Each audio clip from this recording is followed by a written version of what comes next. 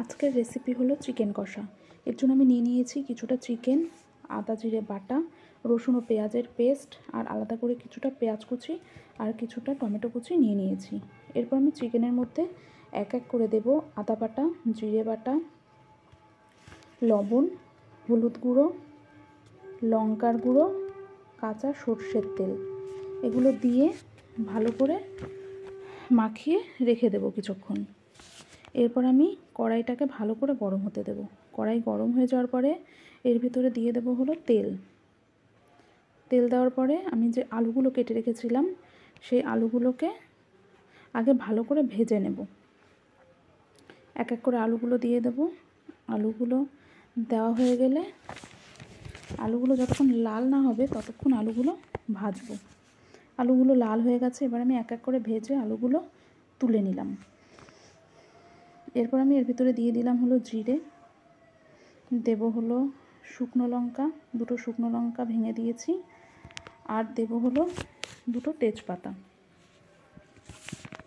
দেওয়ার পরে আমি যে পেঁয়াজগুলো কেটে রেখেছিলাম সেই পেঁয়াজগুলোকে এক এক করে এর ভিতরে দিয়ে দেব। আমি কিছুটা পেস্ট করে রেখেছিলাম মাংসের সাথে মাখিয়ে, আর কিছুটা কুচি রেখেছিলাম তেলে ভেজে নেব।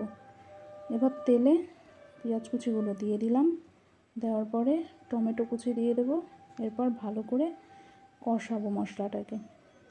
মশলাটা কষানো হয়ে গেলে যখন হালকা তেল ছেড়ে দেবে তখন আমি মাংসগুলোকে এর ভিতরে দিয়ে দেব। দেওয়ার পর ভালো করে এটাকে কষাবো, অনেকক্ষণ ধরে কষাতে হবে। আমি কিছুক্ষণ বাদে বাদে একটু নাড়িয়ে নেব। ভালো করে কষানো হয়ে গেলে দেখো অনেকটা তেল ছেড়ে দিয়েছে, কষানো অনেকটা হয়ে গেছে।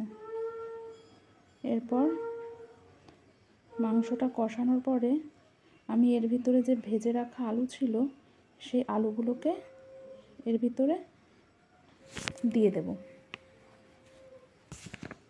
মাংসে জল দেওয়ার কিছুক্ষণ আগে আমি আলুগুলোকে এর ভিতরে দিয়ে দিয়েছিলাম। এরপর ভালো করে কষিয়ে আমি জল দিয়ে দেব।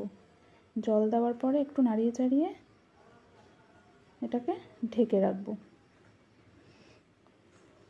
তারপরে কিছুক্ষণ পর ঢাকনা তুলে আমি এটাকে ভালো করে একটু নাড়িয়ে নেব।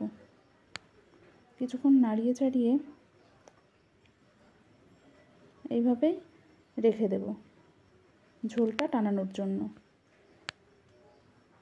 এরপরে ঝোলটা অনেকটাই টেনে এসেছে, মাংস প্রায় হয়ে গেছে। লাস্টে আমি কিছুটা গরম মশলার গুঁড়ো দিয়ে 1-2 মিনিট মতো একটু জাল দেব, দিয়ে তারপরে এটাকে নামিয়ে নেব। চিকেন রান্না কমপ্লিট।